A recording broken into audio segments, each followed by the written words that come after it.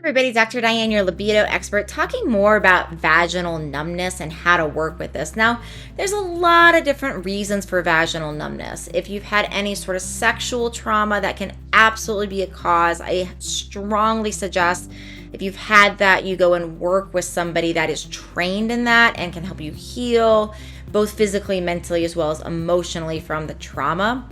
Other causes of this are things like hormonal changes, circulatory changes, nervous system changes. So there are a lot of physical causes for this. Sometimes this is just from atrophy, from not having a lot of sex and bringing awareness to this tissue.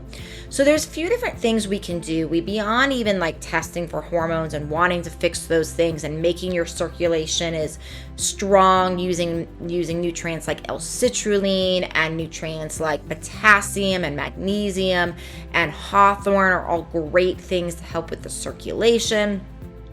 Using topical estrogen like estriol, E3, can sometimes really help this tissue. But beyond some of those things, and remember, always work with a doc when you're looking at the root causes of these things.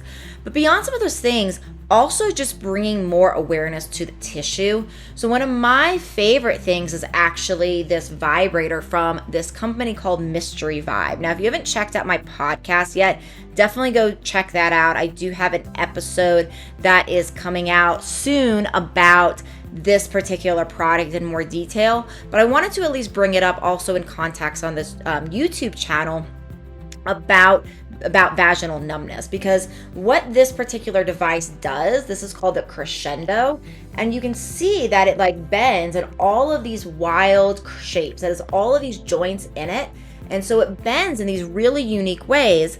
And what I have been finding in women I work with is that it's a way of, say, stimulating vaginal tissue and actually getting into vaginal tissue that a normal vibrator might not be able to reach, or a position that might not be comfortable with a normal vibrator because of its extreme versatility.